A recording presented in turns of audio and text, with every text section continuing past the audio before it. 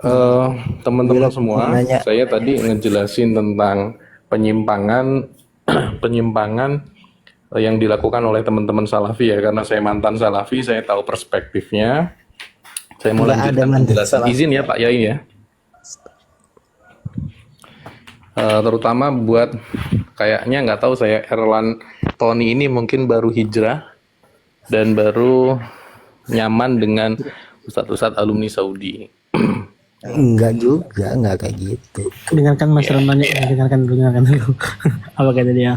Ini Enggak, kita sedang Anda mau turun, mau ini tidur, bukan di mau sini dengerin kita orang. menilai adab atau tidak Mas, beradabnya seseorang dalam berdiskusi. Tolong jangan dipotong. Lanjut. ya baik. Eh, Diskusi aja sendiri sana. Jadi memang begitu, Pak. Para ustadz, para kiai, mereka itu apa namanya? Para pengikut Salafi Wahabi itu memang terdoktrin kalau dari luar kelompoknya memberikan argumentasi itu memang dianggapnya syubhat. Jadi ketika mereka konfirmasi ke ustadznya itu syubhat. Jadi yang selalu dicekokin itu Al-Quran Sunnah, walaupun itu versi mereka ya. Nah, saya tadi sempat menyampaikan terpotong tentang tentang Togut. Jadi Sofyan Sauri itu polisi yang pernah direkrut menjadi teroris itu mengakui dan bahkan menantang debat Ustadz Ali Musri ya sebagai rektor dari kampus STDI Imam Syafi'i itu on cam debat. Beliau itu mengatakan bahwa kami gitu ya, kami yang tergabung di Jamaah Islamiyah itu didoktrin menggunakan kitab-kitabnya Muhammad bin Abdul Wahab. Karena di situ jelas-jelas bahwa takfiri itu sangat bisa terlihat. Misal ketika pemerintah itu tidak menegakkan syariat Islam secara kafah dalam versi mereka, itu langsung dijatuhkan vonis takfir. Dulu yang amat berbahaya ini sebenarnya kelompok ini, karena mereka kelompok yang berani menumpahkan darah. Sebenarnya kelompok Salafi Wahabi yang apa namanya yang hanya ngomong di forum itu masih bisa diajak debat dialog ilmiah. Tetapi yang paling berbahaya dari kelompok Salafi Wahabi ini adalah mereka yang bergerak dengan senjata, ya kan? Atau dikenal juga dengan, mohon maaf ya, seperti ISIS. Ya, kalau kita pernah dengar ISIS, Islamic State of Iraq and Sham, itu juga akidahnya akidah Muhammad bin Abdul Wahab. Pemikirannya pemikiran Muhammad bin Abdul Wahab gitu kan. Mereka selalu menggunakan ayat tentang penggunaan itu, tentang waman lam yahkum bima anzalallah fa ulaika humudz zalimun fasikun kafirun, itu selalu diulang sebagai doktrinnya. Mereka nggak kenal kaidah kufrun duna kufrin, tuh mereka nggak pakai kaidah-kaidah seperti itu, nggak pakai. Itu namanya khawarij bos, bukan salafi. Iya, ketika perdebatan panjang itu terjadi antara Ustadz Ali Musri dengan yang saya sebut tadi Sofyan Sauri, beliau menembak Ustadz Ali Musri itu, kami itu menggunakan kitab-kitabnya Muhammad bin Abdul Wahab. Itu jelas bahwasannya ketika negara itu tidak menggunakan hukum Allah, maka itu togut. Nah, di sini puncak masalahnya. Mereka menyebut togut. Dan apa ya? Ketika sudah jatuh vonis togut, maka mereka menggunakan pendekatan ayat-ayat al-wala wal bara. Jadi mereka menggunakan pendekatan al-wala wal bara. Maka yang kita lawan ini adalah togut. Ketika beriman, maka harus barok terhadap togut, gitu kan. Ini pilih negara Islam atau pilih negara kafir.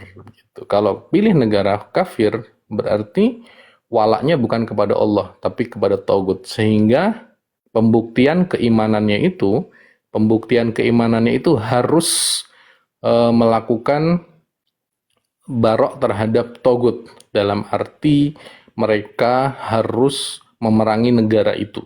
Ini yang paling berbahaya. Kenapa saya tadi sebut ISIS? ISIS itu lebih berbahaya dari Jamaah Islamiyah. Kalau Jamaah Islamiyah, alhamdulillah terakhir itu sadar ya, mereka sadar dengan keilmuan. Kalau Jamaah Islamiyah itu yang dibom itu hanya gereja, yang notabene akidah itu sangat berbahaya. Tapi saya ingin sampaikan ISIS itu jauh lebih berbahaya dari itu.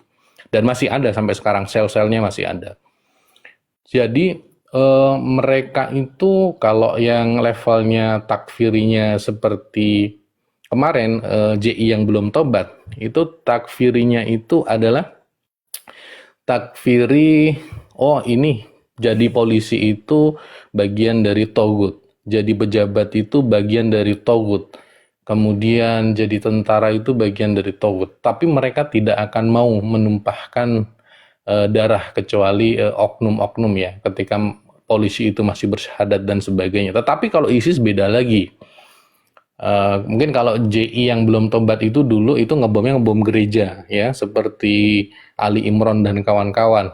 Nyerangnya nyerang Bali ya. Tetapi kalau levelnya ISIS, masjid aja itu dibom. Makanya Syekh Ramadan Al-Buti itu meninggalnya itu kan saat lagi ngisi kajian ya. Jadi teman-teman di Aceh ini waspada ketika yang datang ini kira-kira Wahabi apa ini. Kalau Wahabinya masih Wahabi yang masih buka kitab, tidak melakukan pergerakan-pergerakan yang bahaya, ya sudah argumentasi ilmiah aja yang disampaikan gitu. Di Aceh, Jadi kurang lebih itu dulu. di Aceh gimana maksudnya? Maaf saya potong tadi. Saya malah yang tidak beradab di sini. Oh Di Aceh gitu. gimana maksudnya? Kalau di Aceh itu, jadi Aceh itu kan pernah menjadi pusat mereka dalam melakukan aktivitas program yang namanya Idadul Jihad ya. Jadi Saya di mereka, Aceh soalnya. ya, siapa yang di Aceh? Saya. Oh ya, itu kan di Aceh itu kan pernah menjadi tempat latihannya Sofyan Sauri dan kawan-kawan. Jadi ceritanya itu mereka berlatih waktu itu, mereka juga punya kedekatan dengan GAM ya, walaupun mereka beda tujuan. Tapi senjata mereka dapat dari situ. Kan waktu bentrok senjata itu mereka dengan Brimob itu ada 300 orang di situ. 300 orang duel melawan 18 orang yang ada di pegunungan. Itu Brimobnya itu kewalahan. Bahkan ada korban meninggal dunia dari Brimob. Itu sampai 3 hari kalau tidak salah. Cobaan lokasi Acehnya di sana, di mana nanti mungkin bisa ditelusuri di internet ya.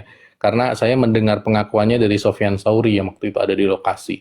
Bahkan kemampuan tempur mereka itu di atas Brimob. Jadi kalau masih yang datang Brimob itu mereka santai. Itu beneran itu. Pengakuan itu terjadi dan itu dijelaskan di depan kepolisian waktu itu. Nah, mereka kalau masih ngadepin Brimob, ya gimana? Karena saya pernah ada di situ. Di situ itu kita itu benar-benar dilatih secara fisik, secara mental, bahwasanya ini adalah jalan jihad yang kita tempuh. Kan mereka kan semuanya kan dakwah dan jihad. Nah inilah teman-teman salafi yang masuk dunia pergerakan, dunia jihad. Mereka menganggap Islam itu ya dakwah dan jihad itu.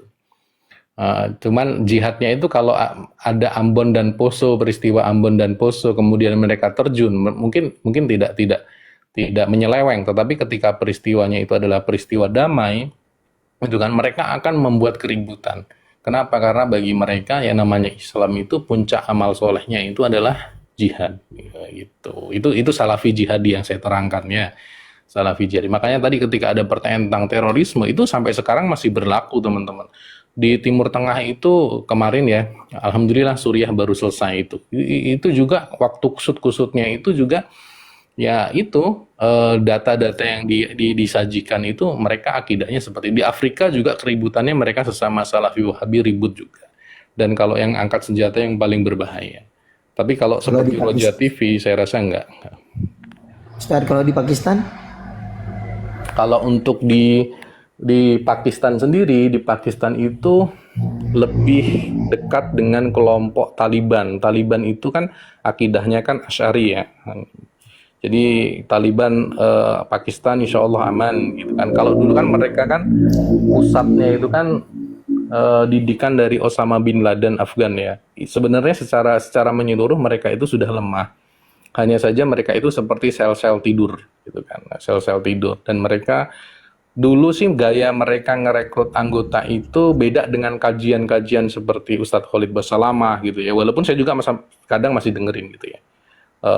Beda. Kalau Ustadz Firanda itu beda. Tapi kalau mereka itu gaya rekrutmennya itu dengan seperti MLM atau MLM, multi level marketing. Jadi mereka itu merekrut dengan cara satu, dua, tiga pemuda didekati, kemudian diajak ngaji bareng yang isinya ngaji itu mungkin 7 sampai 13 orang gitu kan per kelompok. Nah, nanti ketika sudah berhasil merekrut, yang direkrut itu nanti ketika sudah dianggap punya loyalitas, disuruh merekrut lagi, begitu-begitu seterusnya. Cara mereka merekrut. Jadi bukan pengajian besar. Gaya mereka mainnya bukan pengajian besar, tapi pengajian terselubung gitu. Kelompok-kelompok ya. Kelompok-kelompok gitu. Tapi itu Ustaz, yang jihadis tuh mereka meyakini nggak kalau mereka tuh seperti meledakkan bom bunuh diri itu mereka mati syahid? Gimana pertanyaannya? Kan suka ada tuh yang meledakin bom bunuh diri. Ya. Itu keyakinan mereka gimana? Mereka meyakini mati syahid? Oh iya, jadi bom bunuh diri itu bagi mereka itu adalah amaliyah istishadiyah ya, amal untuk mencari mati syahid gitu, lewat Salah bom. gimana kau nih? Bisa kayak gitu kau katakan dekat sini. Oh ini mungkin Salafi yang masih lugu ya, yang nggak tahu dunia pergerakan. Salafi Haroki dia nggak paham. Jadi komentarnya Siapa? begitu. Siapa Syekh yang mengatakan kayak kau tadi tuh? Gimana? Syekh Salafi yang mengatakan tadi bolehkan bom bunuh diri tadi. Ulama Salafi dari mana yang mengatakan boleh? Anda buka dulu, Anda pelajari dulu tentang yang namanya Salafi Jihadi. Di situ Anda akan ketemu, di situ Anda Jadi akan kan namanya ketemu. Salafi, selama Salafi semuanya ada ya. Nggak begitu, Pak. Saya kan tadi sudah jelaskan. Salafi itu fikroh dan akidahnya itu merujuk kepada karya-karya kitab Muhammad bin Abdul Wahab gitu loh. Mereka itu menggunakan kitab-kitab itu. Jadi begini. Aneh, dia yang salah paham, sekali sesat dia yang nyalahkan orang. Sementara yang belajar dengan kitab Syekh Muhammad bin Abdul Wahab banyak. Tak ada kayak gitu. Kau bilang pula yang Bang Tesa, aneh. ini kan Ustadz ini mantan. Yang aneh Mantan itu dari Bang Wahabi, Tesa, dia baca juga semua kitab. Saya itu mantan dua-duanya. Saya mantan. Anda yang masih culun mungkin ngikutin kelompok Roja. Saya juga mantan yang seperti. Jadi dua-duanya saya ngalamin. Mau yang Haroki, mau yang Jihadi, mau yang Hijaz, saya itu sudah pernah di dalamnya. Saya tahu seluk-beluknya. Kalau Anda kan masih lugu dan mungkin masih orang baru di dalamnya gitu. Ya tapi kan memang beda. Bukan yang dia ada di Roja kan bukan yang kau pelajari tadi. Bukan yang sesat yang bisa bunuh diri, yang bisa nyatukan pemerintah kan tak kayak gitu. Salafi yang di Indonesia nih, yang kayak dulu yang di Roja tuh, yang kayak di Saudi sekarang. Gini, Kenapa kau urus yang itu? sebentar. Saya Kenapa tarik kau urus kesimpulan Jihadi? seperti ini. Saya tarik pertanyaan seperti ini. Menurut Bang Tesa, berapa macam sih Salafi yang ada di Indonesia? Nggak tahu. Salafi nih bukan masalah ada macam Salafi itu tidak, Mas. Sebentar ya saya tunjukkan ya. Sabar. Itu tandanya Abang tidak tahu. Dia belum nggak paham. tahu. Sabar. Kata Ustadz Dia ini benar bener-bener Anda nggak masih paham. lugu. Dia bener-bener nggak paham. Dari komentarnya Ya, sangat kelihatan nggak paham. rukun sholat aja belum tahu kok. Dia nggak akan paham tentang dunia Salafi. Dia orang-orang yang benar-benar newbie. Gini aja, Salafi di Indonesia itu kiblatnya itu kan ya, kalau nggak ke Yazid Jawas itu ke Lukman Babduh itu kan, kemudian X. Kalau lagi kita bicara global, ini yang saya sampaikan, ini global ya Pak ya. Indonesia ini kalau saya tadi angkat Roja TV, saya nggak ngatain ustadz-ustadz di Roja itu mendoktrin seperti itu, enggak, bukan. Yang ngedoktrin seperti itu kelompok Salafi yang lain loh. Hanya saja rujukannya gini loh.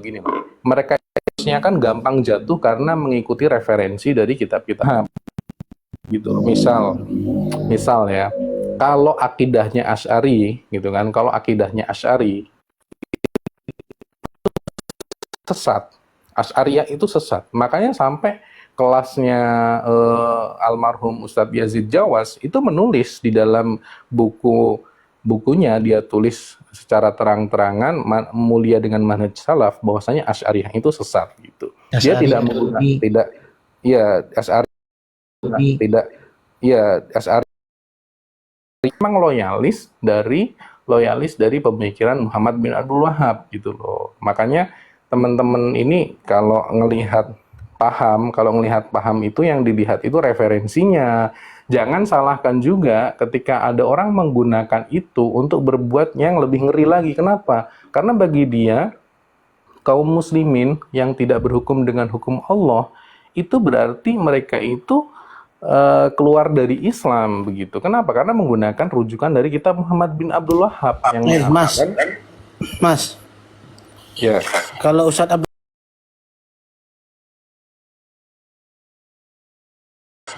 Abdurrahman Ayub, Ya, coba sebutkan tentang dia yang Anda pahami. dia antum tahu dia? Antum di Salafi berapa lama? Antum tahu dia tak? Saya pernah dengar tapi nggak begitu paham. Oh, gak berarti paham. Dia mantannya apa kan? Jamaah Islamiyah kan, petingginya kan? Oh ya, saya ingat. Sekarang Abdurrahman Ayub. Ya, Rahimahullah. Abdurrahman Ayub. Iya.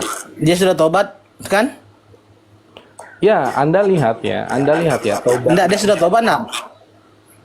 Begini, dia kalau dari pemikiran dia tobat hanya dalam jalan jihad yang diambil oleh Salafi jihadi. Tapi kalau dari segi akidah keseluruhan, dia masih ada di Salafi Wahabi gitu loh. Dia masih ada di Salafi Wahabi.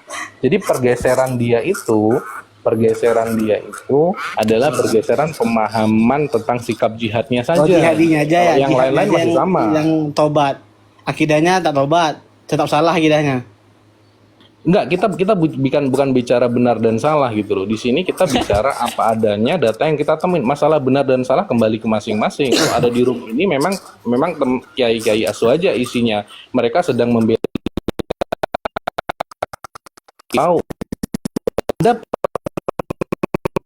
Anda cari aja yang di online ya. Karena kalau nge-download kitabnya itu nggak ada yang terjemahan bahasa Indonesia. Tentang kitab Fitnatul Wahabiyah. Anda paham nggak sekelasnya Syekh Yusuf Al-Qaradawi yang ketua ulama ikatan dunia yang mempersatukan ulama yang berbeda, yang kelas-kelasnya dari syekh-syekh dari Saudi juga masih mengakui beliau, itu disebut apa oleh Salafi Madkhali? Disebut, maaf ya, sebagai anjing neraka. Dituliskan kitabnya. Mereka itu luar biasa, mohon maaf ya. Saya harus sampaikan apa Ya, adanya. karena dia menyebut itu kan ada alasannya, dia bilang kan dia punya kitab. Antum baca lah kitabnya, dia mengatakan demikian karena apa? Enggak, antum belajarnya di mana? Antum pernah mondok pesantren Salafi atau tidak? Anda pernah dengar apa yang antum katakan tadi ini? Anda pernah dengar semuanya tentang Ya, Salafi kalau- jihadi, tentang apa tuh?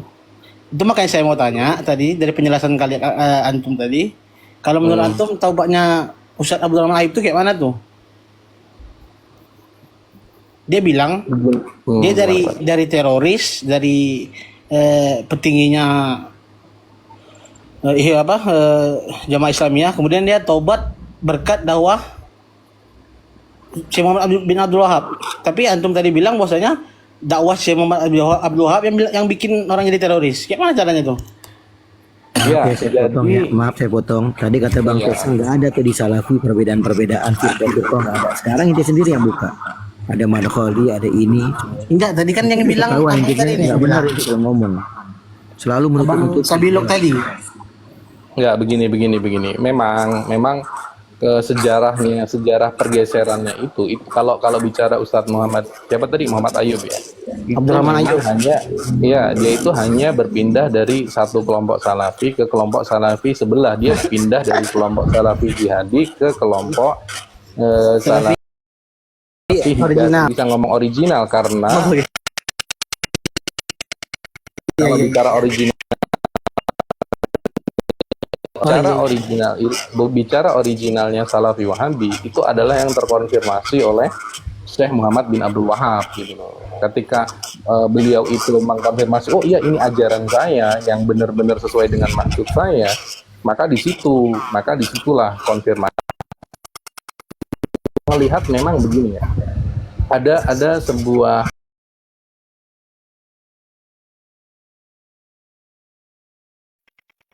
itu dalam rangka membentengi kaum muslimin dari penyelewengan akidah-akidah yang berat, Mu'tazilah, Syiah dan sebagainya, Khawarij dan sebagainya. Mohon maaf, ini kalau Salafi Wahabi ini kalau kalau benar-benar dikejar dan ditelusuri, ada kecurigaan analisis mereka itu mendekati Khawarij gitu loh. Ciri-cirinya gampang jatuh vonis gitu kan. Kemudian yang kedua, mereka menghalalkan mudah sekali ya jatuh vonis tadi, kafir, efek mengkafirkan orang lain itu sampai bisa mencederai kehormatannya, gampang ngafirin orang, gampang memusyrikkan orang, gampang membid'ahkan orang, bahkan bisa sampai membunuh orang seperti yang terbukti di kalangan ISIS. Saya bisa jadi saya nggak tahu saya ini salah atau benar. Ini hanya analisis pribadi. Bahwasanya jangan-jangan Analisis pribadi. Paham, nggak saya begitu. paham. Nggak, saya jelaskan analisis saya dulu gitu loh. Saya jelaskan analisis saya dulu. Anda itu boleh menolak apa yang saya jelaskan, terserah. Tapi yang perlu Anda pahami, karakteristik Khawarij itu hari ini mendekati kelompok ini. Kalau Anda nggak percaya, kalau Anda kelompok yang orang baru hijrah, kemudian ngajinya ke Salafi ya, nggak butuh waktu lama. Seminggu, bahkan bukan seminggu, setengah jam dia duduk di majelis itu, dia langsung akan menunjuk tetangganya itu melakukan bid'ah. Itu cepat banget begitu. Ya. Waalaikumsalam. Waalaikumsalam. Ya silakan Tuan. Silakan dibantah argumen Kang Sabri. Fadol.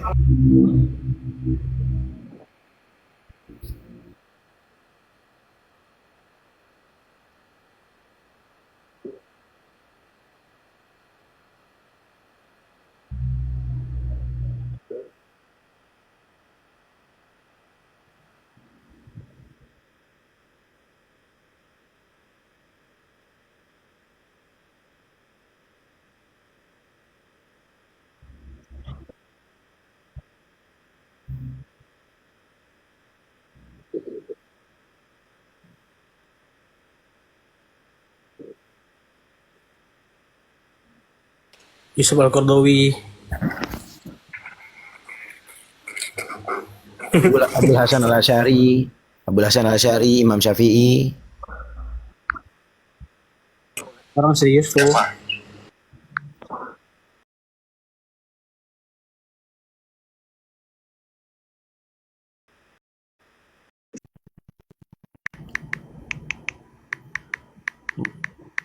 Oh, kemana bang tadi tuh? Nggak tahu kemana. Ditembak. Jadi Ditembak. yang dia sampaikan tadi, apa namanya? Iya. Yang dia sampaikan tadi itu tentang perspektif. Tertelan bumi. Bang Fulpik, sabar aja Bang Fulpik, tertelan bumi. Itu tadi yang dia sampaikan itu tentang perspektif di dunia Haroki gitu kan. Ada juga yang menuduh bahwasanya Ikhwanul Muslimin itu ya bagian daripada Salafi Haroki. Kita fair-fair aja kalau buka tuduh-tuduhan tentang yang Salafi Wahabi gitu ya. Iya. Walaupun itu diperdebatkan. Tapi saya sangat menyangsingkan ya tentang orang tadi. Saya nggak kenal. Kemudian dia mengaku dia diperbantukan di Densus 88. Pertanyaannya jabatan dia apa gitu loh di situ. Satu, jabatan dia apa di situ. Kemudian yang kedua, pernyataan dia itu sangat kontradiktif dengan orang yang sudah banyak diwawancarai di TV nasional seperti Sofyan Sauri gitu loh. Kemudian ada lagi saya lupa yang pakai kacamata itu siapa namanya? Astagfirullah saya lupa namanya. Itu Ya karena itu kan semua dibantah semua Mas sudah. Maksudnya ya, salah. yang pakai kacamata itu saya lupa namanya. Ya, Itu nggak tahu. Bahkan beliau punya posisi. Beliau punya posisi di pembinaan jaringan BN. Tahu.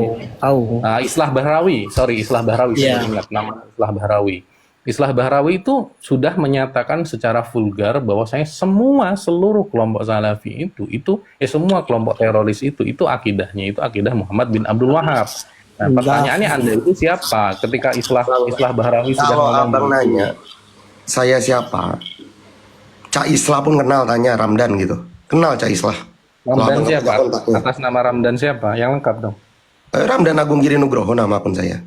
Ramdan. Oke, ini kalau nggak percaya saya open cam sebentar. Nggak usah open cam saya buka beberapa liputan media saya.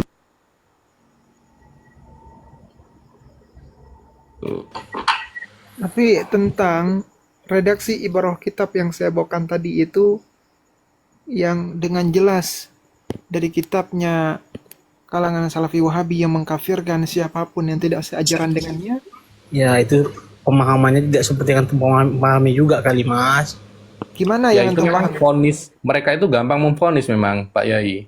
Jadi vonis bahkan yang baru belajar aja vonis jatuh keluar itu langsung dem vonis itu ngeri. Mereka itu hanya mau menarik vonisnya ketika yang berbicara itu ustadznya.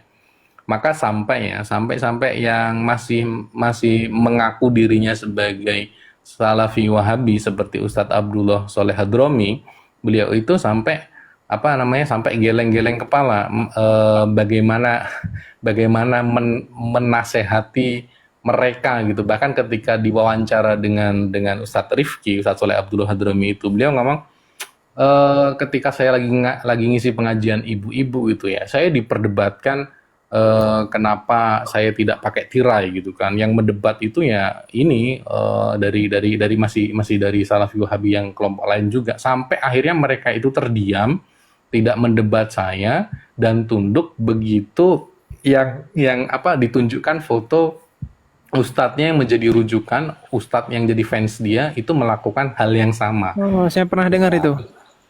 Jadi memang standar gandanya itu main banget, vonis, standar ganda, kemudian Ya tapi tidak dirujukan teroris juga kayak Mas bilang kan tadi. Saya pernah juga berdiskusi. Menaikkan saya, minta besarkan Bang Zian.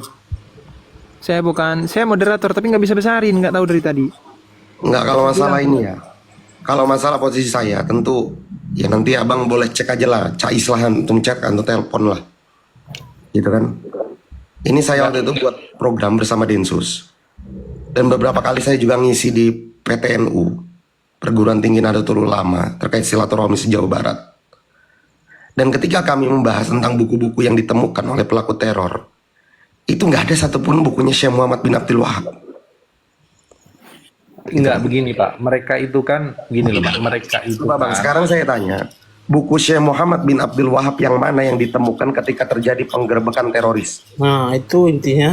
Mana coba? mereka begini saya jelaskan ya, mereka itu kan pemahamannya itu Gini Bang Zian, kalau masalah itu Bang, saya nggak terlalu inilah. Sebentar, Tapi kalau udah Abang pendidikan Ramdan, terorisme ini kan Bentar Bang. serius. Bang Ramdan pertama kan baru masuk kan. Ini Abang Sabilok, bukan saya tendensius ya. Saya ingin meluruskan dulu. Bang Sabiliok tadi sudah menjelaskan tentang beliau yang selaku mantan Salafi Wahabi Jihadi yang diajarkan begini-begini tentang takfir dan lain sebagainya. Seperti itu. Beliau bercerita sebagai sudut pandang pengalamannya, tanda kutip pengalaman beliau dalam kelompok tersebut, begitu. Yang Ya, saya jadi pahami seperti itu. Mungkin ada tambahan Kang Sabiliok yang tidak saya sampaikan. Iya. Makanya dari tadi saya sampaikan posisinya diperbantukan di Densus 88 itu sebagai apa. Saya Kemudian di sekarang Direktorat posisinya Pencegahan. Saya di Direktorat Pencegahan.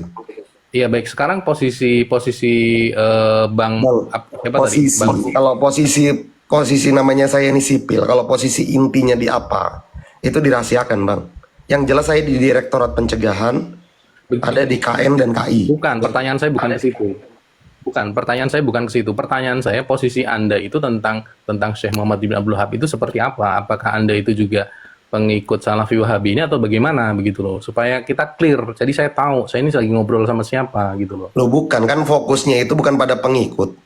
Fokusnya Nggak apa-apa, itu jawab aja Kang biar lebih tahu gitu. Nggak dijawab aja. Biar dua-duanya kan kelihatan. enggak, fokusnya kan pada narasi bahwa Ini lain. buku rujukannya dijadikan buku Oh, teror. dia Gitu nggak loh. mau ngejawab. Dia nggak mau. Gini, makanya saya Kan tanya sudah ke Bang dibantah tuh Sabiliok. Dia nggak mau ngejawab. Dia nggak mau ngejawab. Bang Sabiliok, Nggak, gini teman-teman. jujur mengatakan buku yang mana yang dijadikan dan saat penggerebekan teroris siapa yang buku itu dijadikan rujukan. Kita itu ngambil dari statement-statement yang dilakukan oleh seperti Cak Islah Bahrawi. Saya itu pernah di dalamnya, misal ya tentang kitab sholat saja, kitab sholat saja. Waktu saya dulu ada di dalamnya itu jelas buku sholat yang dipakai itu sifat sholat Nabi yang begitu, itu satu. Kemudian yang kedua, Anda kan begini, mereka itu kan belajarnya bukan kayak belajar buka kajian, kemudian ini kitab ini terjemahannya ini enggak. Mereka kan sistemnya sistem halakoh kan. sistem yang mereka pakai itu sistem halakoh. Jadi sistem kalau Anda beneran diperbantukan di Densus 88 harusnya paham gitu kan.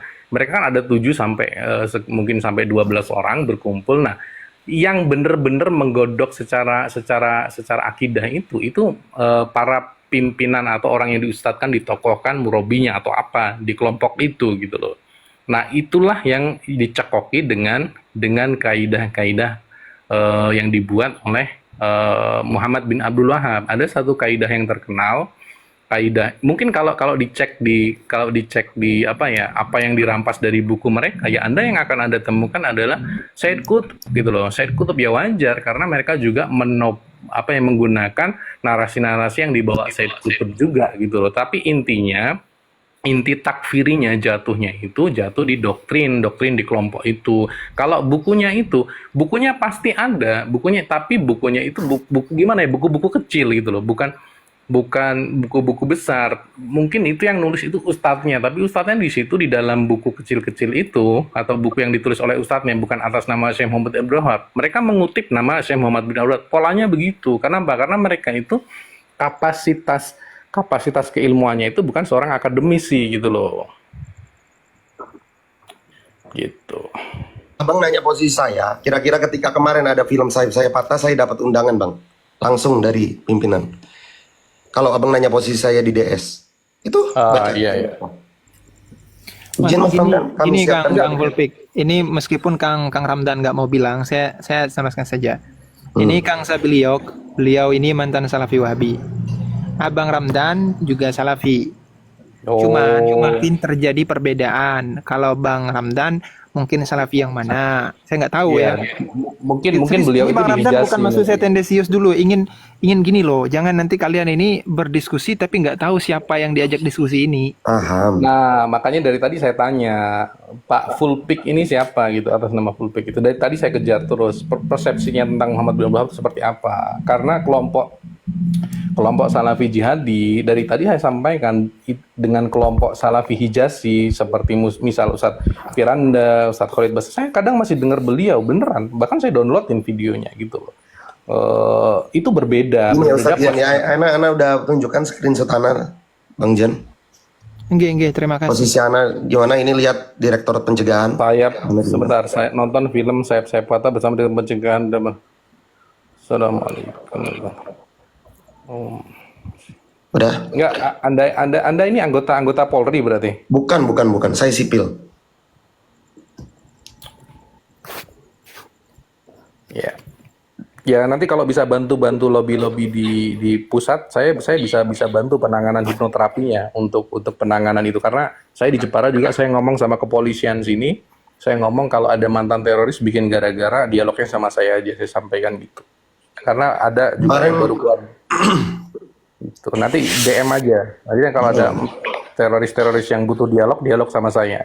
Pak Gofar saya itu kenal, Kasubdit di Jateng itu, Kasubdit Densus 88 Karwil Jateng itu namanya. Iya, oke. Ya, intinya saya membuka diri, artinya untuk apa ya, karena saya menilai memang kesalahannya ini kesalahan fatal, saya buka diri, diskusi dengan siapapun, ayo gitu loh. Gitu. Karena saya tahu perspektifnya, kenapa mereka mau melakukan peledakan dan sebagainya, saya tahu itu loh.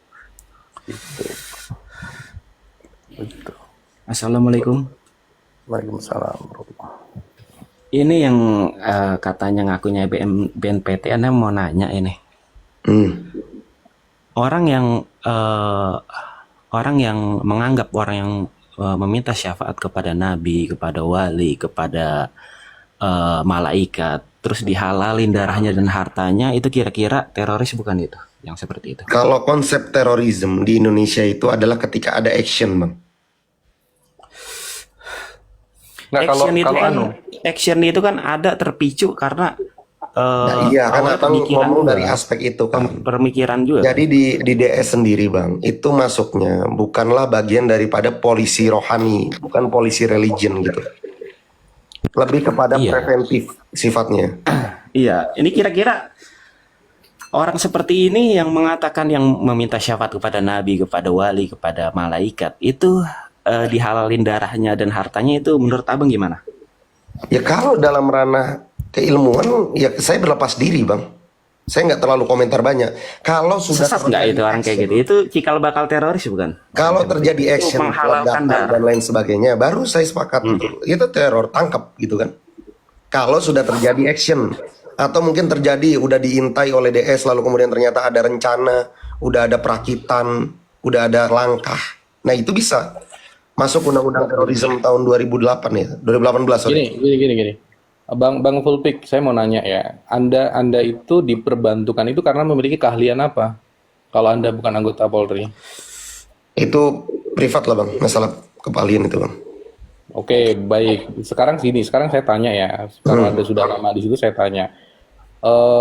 PKS dalam persepsi Anda ya. Anda paham saya nyebutnya. Paham.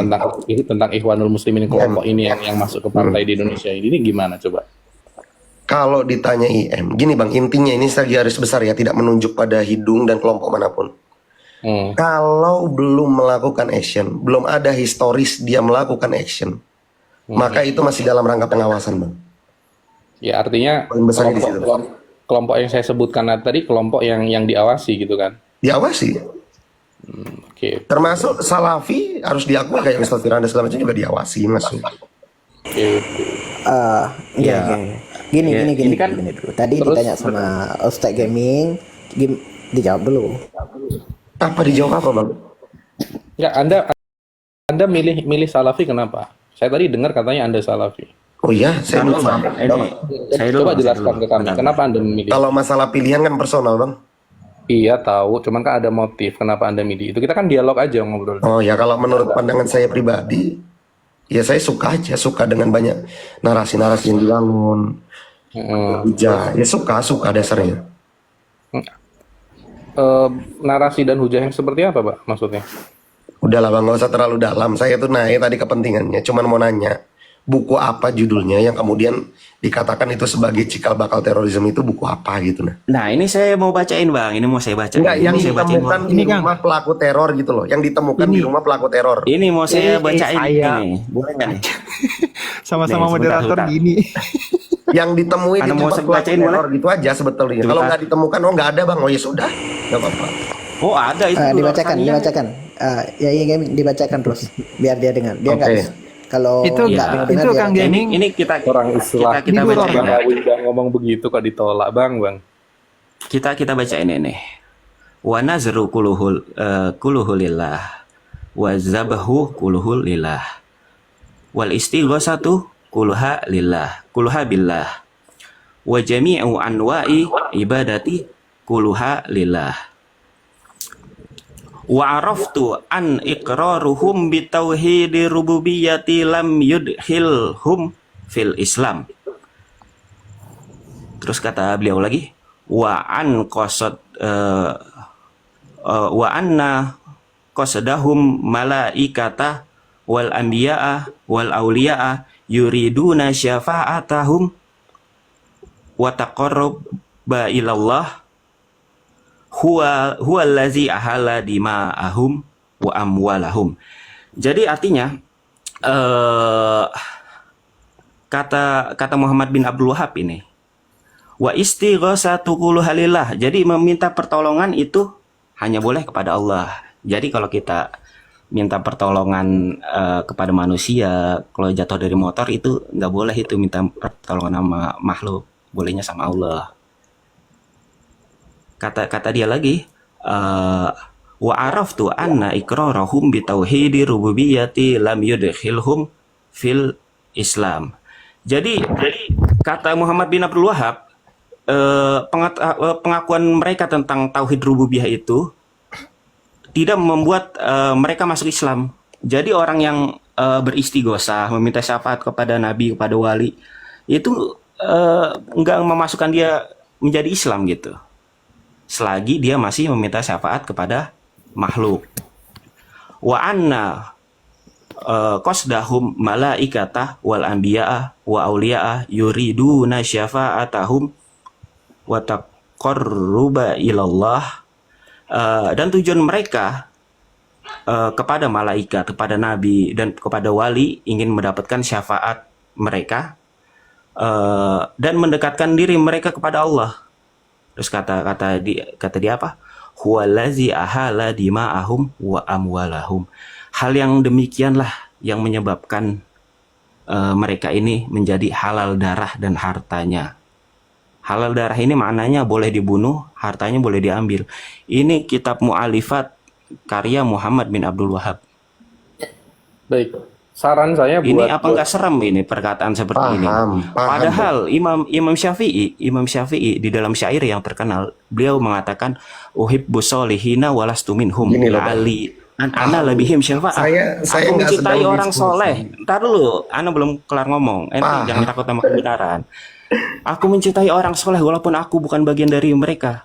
Dengan itulah aku mengharapkan syafaat mereka, kata Imam Syafi'i begitu. Berarti Imam Syafi'i kan mengharap malah syafaat kepada orang soleh nih. Secara tidak langsung Muhammad bin Abdul Wahab ini mengkafirkan atau menghalalkan darah dan hartanya Imam Syafi'i. Ini di kitabnya sendiri. Oke, saya nggak bantah. Saya nggak bantah. Poin pertanyaan saya adalah begini.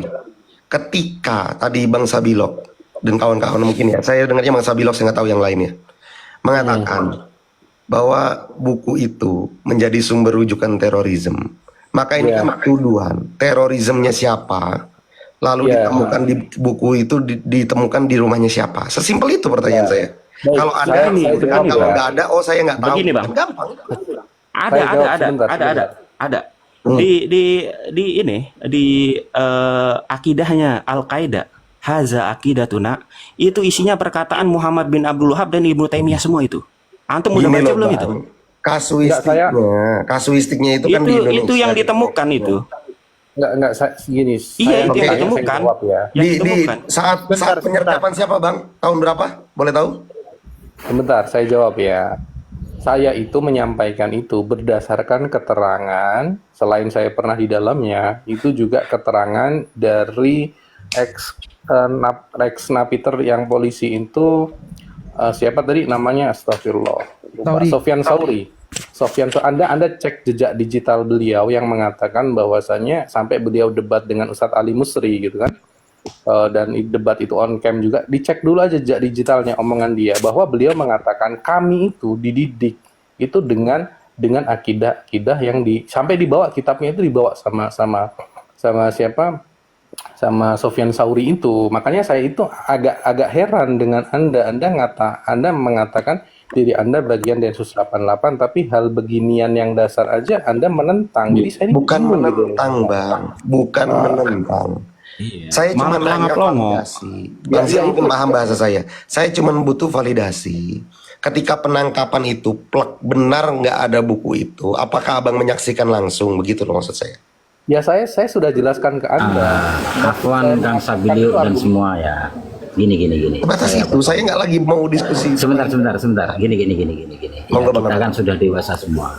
Jadi rasanya kita perlu kerucutkan. Maksudnya begini, apakah perlu temuan sebuah buku di dalam rumah? Itu satu. Di buku di pelaku itu satu. Yang kedua, ya. Ketika kita dikejar harimau, nyampe kita di persimpangan, misalkan simpang 4 atau 5. Kita akan memilih salah satu, itu mesti ada sebabnya, kan gitu ya. Ya ini sesimpel ini pertanyaan-pertanyaan yang biar tidak kedaluarsa. Jadi tidak ada seseorang itu memilih tidak ada alasannya, itu satu. Ya itu kedua ya. Lah terus kita kerucutkan, meng-cross check sebuah aliran itu apakah dari pelakunya sudah terjadi atau kita cross check kitabnya. Kan gitu ya, kita sepakati dulu. Kalau kita cross check dari salah laku umatnya, ya kita cari kesalahan umatnya. Tapi kalau kita cari kitabnya, jadi biar nggak melebar. Jadi sepakati dulu. Jadi untuk menentukan firqah itu betul atau salah, mana yang harus kita nilai, kitabnya atau salah laku orangnya, kan gitu ya. Nah, semisalkannya saya kan terkenal di Aswaja. Ketika saya merampok, kan, apakah yang disalahkan Aswajanya? Nah, kalau mau disalahkan Aswajanya, apakah Aswaja pernah mengajarkan saya merampok? Ini adil ya. Ayo kita cek, kita cross check kitab-kitabnya, kan gitu ya. Oke, monggo lanjut. Maaf. Gini loh Bang Abata, saya tadi udah bilang dari awal, saya lagi nggak mau bahas isi kitab. Yang saya cuma mau tanya itu, pernah nggak didapati langsung ketika sedang melakukan penangkapan penyergapan, itu ada bukunya Syekh Muhammad bin Abdul Wahab di dalam rumah terduga teroris tersebut. Begini kan.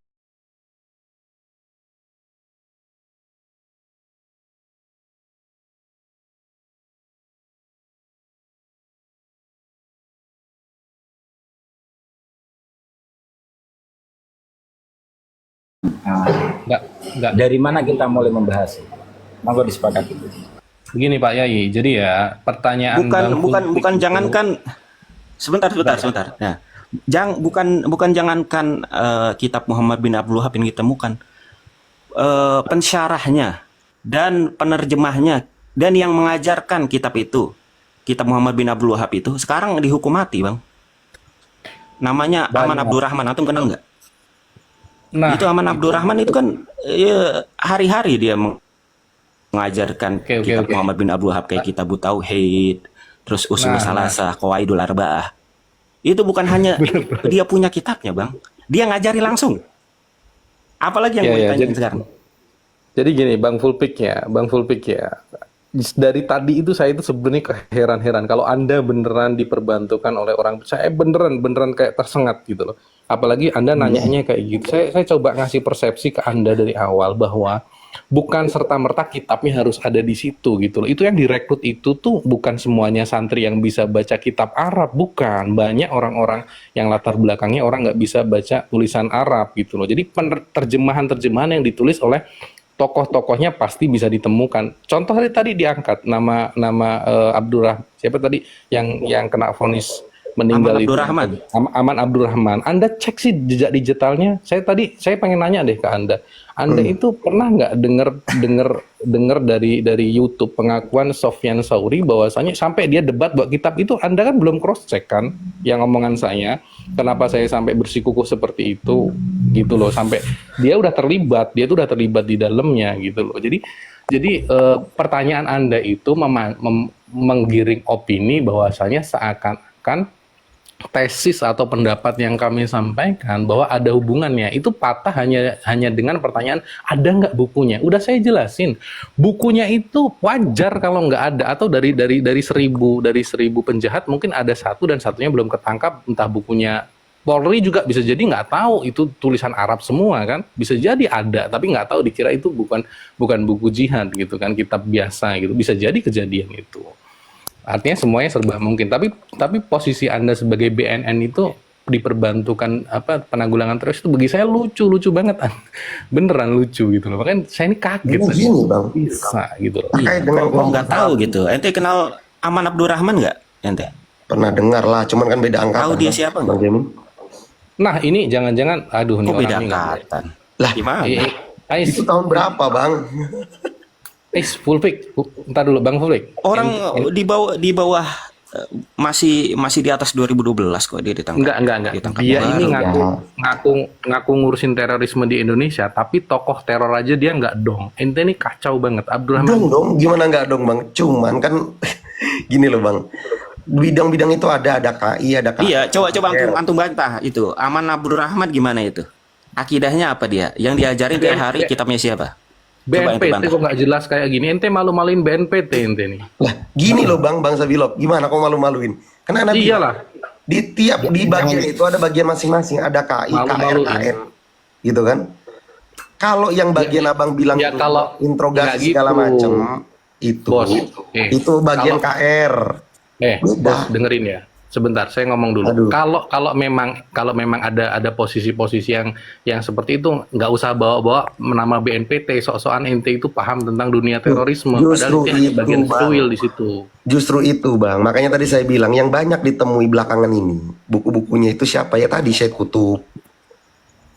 Ya kalau itu kita udah hatam lah. Saya udah hatam tentang sudut pandang Enggak, itu. Bang. Ini makin melebar ini. Ini suruh bantah aja itu. Aman Abdurrahman gimana itu?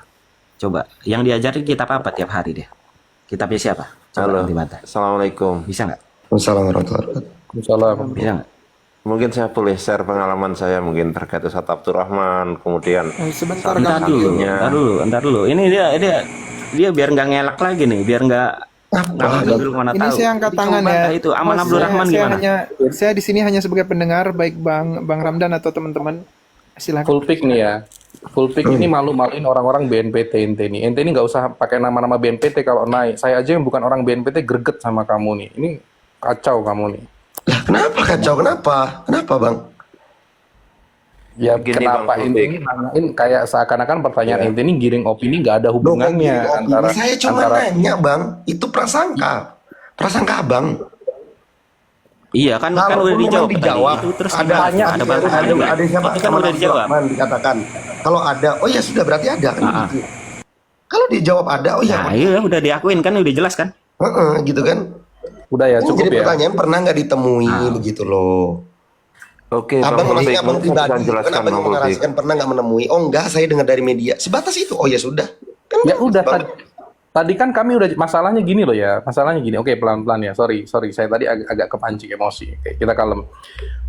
Gini, masalahnya pertanyaan Anda itu datang, Anda kan baru masuk room terus kemudian langsung nanya begitu. Padahal kita ini lagi ngebahas sesuatu yang cukup panjang, saya ngejelasin cukup dalam, tiba-tiba ada pertanyaan yang kita ini di room itu nangkepnya itu seakan-akan Anda mau mementahkan, oh itu nggak terbukti, nggak ada bukunya, gitu loh. Jadi pertanyaan Anda itu kayak penggiringan opini kalau dalam dunia jurnalistik gitu ya.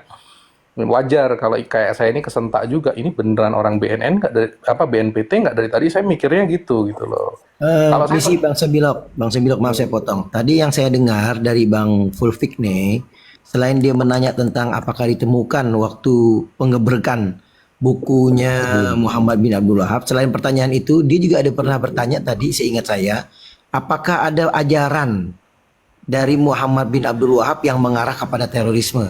Oh enggak, saya nggak nanya itu, nggak ada. Nah, dan itu udah dijelaskan tadi. Saya nggak nanya itu bang. sudah ini Nggak ada menurut pertanyaan itu. saya Saya akui saya nggak ada pertanyaan itu. Kalau yang pertama ya saya ada menanyakan betul. Apakah ditemukan? Kalau masalah ajaran enggak. Oke, Bang Gini, Fulbik, saya boleh Bang- jawab. Bang Fulbik, boleh saya jawab? sebentar. Statement Gini, terakhir aja. saya jadi statement terakhir. saksinya, Bang Fulbik. Saksinya kasus Ustadz Abdurrahman. Iya. Tadi saya udah akui kalau itu oke. Kalau ada ya sudah. Saya hanya menanyakan itu. Jadi ya sudah. Jadi gini Bang Fulbik Oke. ya. Nah, saya nikah tahun 2003. Itu mobil yang ngantarkan pernikahan saya itu namanya Verdi. Itu santrinya Ustadz Aman Abdurrahman dan beliau Akhi Verdi itu keluar dari penjara 3 tahun karena kasus bom Cimanggis. Kemudian saya kenal Ustadz Aman Abdurrahman ketika beliau itu ketika beliau itu menjadi penjaga Maktab As-Saffah Lenteng Agung Jakarta Selatan. Dan antum tahu Maktab As-Saffah itu yayasannya yayasan yang menyebarkan pemahaman Wahabi yang menisbatkan sebagai Salafi. Iya, saya tahu itu ada bantuan dari Yayasan Yauturat juga Qatar itu. Nah, bantuan dari As-Saffah itu adalah Yayasan Ihya Turat. Antum tahu kan? Tahu. Pimpinan Zainal Abidin Muhammad Surur kan begitu. Nah, saya sempat ketemu langsung dengan Ustadz Aman Abdurrahman ketika beliau menjadi menjadi petugas di Maktab As-Saffah. Waktu itu saya masih semangatnya ya menerjemahin kitab-kitab ya. Saya ada beberapa kitab yang selesai ya saya terjemah dan beberapa terbit begitu. Nah, salah satunya yang terbit itu Muqarrarul Mutawahhid itu Muhammad Kutub. Ya, bukan Said Kutub ya, tapi saudaranya Muhammad Kutub. Nah, antum bisa cek videonya Ustadz Aman Abdurrahman ketika diadili. Antum bisa cek di YouTube. Gimana temuan-temuan ya dari pihak inilah ya BNPT atau apa ya pihak penyelidik ya terkait dengan rujukan-rujukannya Ustadz Aman Abdurrahman. Itu kitabnya Syekh Muhammad bin Abdul Wahab. Adik kandung saya sendiri, ya sama ya, baik saya, adik kandung saya, keponakan saya, ipar saya, kakak saya, itu semuanya dulu ngaji di Salafi. Kakak saya kandung, itu ikut berangkat Laskar Jihad di Ambon. Antum kalau Pak tahu. Julio, Pak Julio ikut di kelompoknya, pernah ikut ya berarti di kelompoknya itu ya? Saya karena begini ya, ya saya dulu nyebutnya Salafi begitu saja, tapi ke sini saya lebih pas nyebutnya Salafi yang menisbat sebagai Wahabi begitu ya. Kenapa? Karena nama Salafi itu nama mulia yang jadi rebutan semua kelompok kan begitu. Iya, Ya. iya benar. Heeh. Nah, fakta Wahabi itu banyak varian, Betul. begitu ya, Ki. Betul. Nah, saya ngaji awal-awal tuh pertama kali mengenal dakwah, istilahnya dakwah salaf itu di Ustadz Yazid Jawas ketika saya UMPTN di Jogja tahun 93. Ustadz Ja'far Martolib Afan ya di Kaliurang. Pertama kali saya ngaji mat salaf itu ke Ustadz Ja'far Martolib di Kaliurang tahun 93. Setelah itu saya melanjutkan ngaji ke Ustadz Yazid Jawas, ke Ustadz Muhammad Asyawet. Ke Ustadz Muhammad Asyawet itu saya sampai khatam Sarah Fathul Majid, alhamdulillah ya. Kebumen ya Mas, di Kebumen. Nah, adik saya yang sebelumnya ngaji di pesantrennya Ustadz Anur Rafiq Hufron ketika pindah di Jakarta itu ke bawah ikut ngaji di Ustadz Aman Abdurrahman, adik kandung saya. Nah, ketika kasus bom Cimanggis itu beberapa masuk penjara, di penjara. Akhi Fardi yang ngantarkan saya pernikahan itu, ya. Kemudian juga termasuk Ustadz Abdurrahman, tapi alhamdulillah adik kandung saya aman, selamat. Tapi saya sendiri, adik saya itu dibawa ke polisian juga. Digeledah, adik saya itu digeledah. Dan di tempat rumahnya adik saya pun juga ada diktatnya Ustadz Aman Abdurrahman gitu loh. Dan setelah kejadian itu, terakhir kejadian yang bom gereja di Surabaya, pelakunya itu anaknya Haji Husni itu. Haji Husni itu orang terkaya di Muncar sini. Saya aslinya Muncar Banyuwangi. Tinggal saya sekarang di Muncar Banyuwangi. Ya. Saya kenal dengan saudaranya pelaku bom itu. Saya kenal ya anaknya Haji Husni itu ya. Walaupun nggak akrab ya, gitu. Kenal gitu, tahu gitu aja ya. Sempat komunikasi begitu. Nah, setelah kejadian bom yang gereja itu, saya coba ngecek kajian-kajiannya Ustadz Amun Abdurrahman. Itu masih bisa dilacak pakai VPN juga masih bisa dilacak itu. Kalau dicari di Google biasa nggak bisa. Tapi antum kalau pakai browser VPN itu kajian Ustadz Abdurrahman itu masih bertebaran di internet yang berupa rekaman segala macam. Diktatnya Ustadz Amun Abdurrahman itu adalah hasil terjemahan-terjemahan, hasil kajian-kajian, hasil nukilan-nukilan dari kitabnya Syekh Muhammad bin Abdul Wahab. Nah, itu maksud saya, di situ maksud saya. Jadi kayak Bang Fulpik ini nggak paham yang dia tanyakan itu ada nggak bukunya Syekh Muhammad bin Abdul Wahab, selalu begitu. Dia ini nggak paham dijelasin. Saya Kalau udah bisa ada tadi, bukunya. ya. Saya Di tanya. kandung saya itu kena geledah sama Bentar Bang Julio, udah terima kasih banyak kesaksiannya. gitu. Iya. Saya cuma nanya, Bang Sabilio udah melihat langsung apa belum? Jawabannya kan belum. Saya mendengar dari keterangan-keterangan. Oh ya sudah, nggak apa-apa. Dan ternyata Bang Gaming menambahkan, oh ini ada keterangannya dari Aman Abdurrahman, lalu kemudian Bang Julio menambahkan, oh ya sudah berarti ada. Sesimpel itu memahami gitu. Jangan kemudian narasi ini ditaruh tendensius dan emosi di dalamnya. Santai gitu Bang. Oke. Iya, oke. Lanjut. Iya, cukup. Oke. Lanjut Bang Julio. Batas itu saja kok, nggak yang gimana-gimana gitu. Sebenarnya gini, simpel Bang Hulpi kalau kita memahami ya, antara misalkan pendekatan pemahaman akidah 20 sifat 20 dengan pemahaman akidah metodenya Ibnu Taimiyah, metode Ibnu Taimiyah atau metodenya yang diikuti oleh Salafi Wahabi ya. Kita sama-sama pemula ngaji sifat 20. Fahamnya hanya mengenal sifat Allah saja. Begitu. Tapi begitu awal kita ngaji dengan metodenya kajiannya Ibnu Taimiyah, itu sudah langsung dikenalkan tauhid rububiyah, uluhiyah, asma wa sifat. ketika dikenalkan tauhid rububiyah itu, ya, mentauhidkan Allah dalam hal rububiyahnya, ya. Artinya apa? Dalam hal rububiyah itu sampai dalam hal misalkan hukum, syariat, ya, tauhid dan seterusnya. Misalkan, nah dari situlah ya, dari situ tentang di awal saja sudah diperkenalkan seperti itu. Kira-kira mana yang lebih potensi gitu loh. Itu saja sebenarnya. Iya. Benar banget itu Terus penjelasan di dari awal ngaji itu kita sudah dikenalkan dengan nawaqidul Islam, pembatal-pembatal keislaman, ya. Nah, pembatal-pembatal keislaman jadi itu misalkan begini. tidak berhukum dengan hukum Allah, ya kayak gitu. Ya. Di situ kajiannya itu sudah nanti masuk tentang masalah demokrasi, masalah hukum pemilu dan seterusnya. Antum kalau mau lihat lebih detailnya itu kitab Nawaqidul Islamnya Syekh Khalid, ya.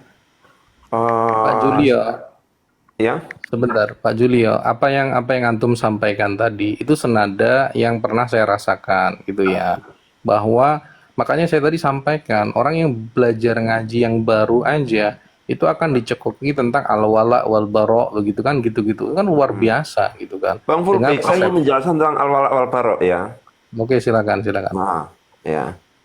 Kalau kita di Nahdien, ketika kita ngaji pertama kali, misalkan tafsir Al-Quran, Bismillahirrahmanirrahim, Alhamdulillahirrahmanirrahim, dan seterusnya, maka ya pembahasan tentang Bismillah saja itu nanti akan ditafsirkan kelawan nyebut asmane Gusti Allah ingkang maha welas, ya, kayak yang maha pengasih dan maha penyayang. Maha pengasih itu, ya, itu sifat Allah maha pengasih atau ar-Rahman itu untuk seluruh makhluknya. Sedangkan ar-Rahim itu hanya untuk orang mukmin saja. Begitu. Kemudian kita juga tahu hadis. Bang Julio, sebentar ya. Ya. Artinya tadi ketika saya tanyakan tadi udah clear, keterangan juga udah clear gitu Iya. kan. Ya mungkin ini kan namanya manusia. Mungkin saya yang masuk belakangan, nggak tahu informasi yang di belakang, atau yang saya temukan di belakangan ini berbeda dengan apa yang ditemukan di belakang. Kan ya wajar namanya juga. Dan 2 tahun Iya, ini kan alhamdulillah Indonesia ini zero attack ya Bang ya, Bang Julio. Jadi cuman gini aja. Bang Fulbik. Nggak begitu, Nah. nggak begitu Bang Fulpik ya. Jadi kalau bicara tentang justru di saat kondisi seperti ini itu pergerakan tidak kedetek. Kenapa saya bilang pergerakan tidak kedetek? Satu, jamaah Islamnya itu bubar, tapi banyak Tapi ini sel-sel Bang, mati. Bang Sabilio, Yang- tenang aja, tenang Bang.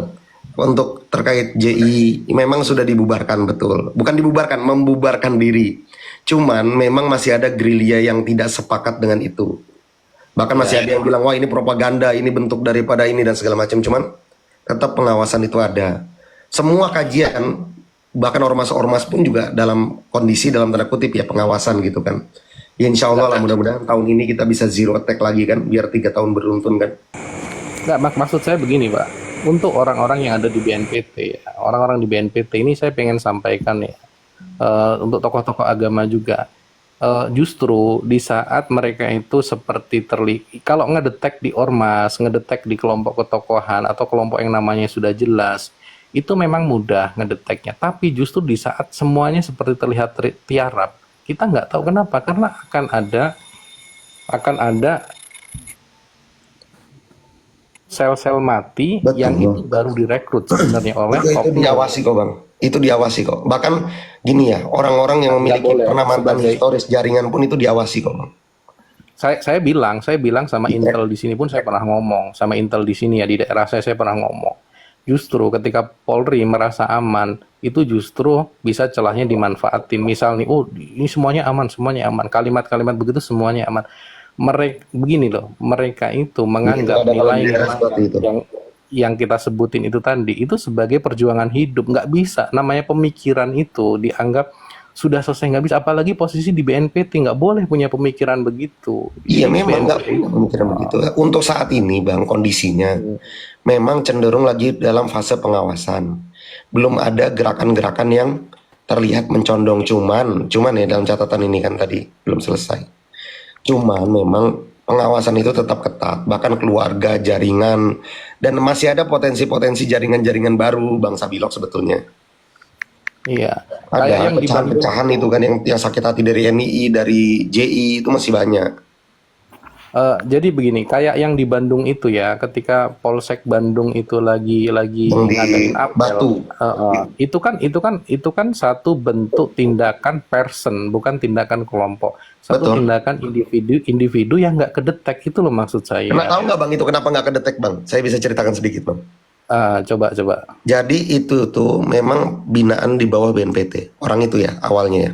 Oh. Setelah dibina, setelah dimonitor, dikasih modal usaha dan lain sebagainya, terindikasilah bahwa orang ini sudah hijau. Hijau dalam artian tanda kutip ideologinya sudah hijau gitu kan. Nggak tahu kenapa, mungkin modalnya habis atau seperti apa. Ketika BNPT dan Densus kepolisian sedang fokus pengamanan waktu itu pun dekat tahun baru apa ya saya lupa ya. Itu dia melakukan peledakan lagi, ternyata setelah kena story diteliti itu ternyata Bang itu ada masalah asmara salah satunya sama ekonomi, makanya dia mengulangi lagi. Ada komunikasi dengan JI, cuman memang tidak difasilitasi oleh JI gitu loh. Oh iya. Jadi Binaan. artinya begini, artinya pemahaman yang seperti itu bisa menjadi pelampiasan. Artinya ketika dia ngambil keputusan itu, kita nggak tahu motif dia itu motif karena pemahaman dia atau dia lagi depresi karena urusan cinta. Ini kan analisis ya, bentuk analisis.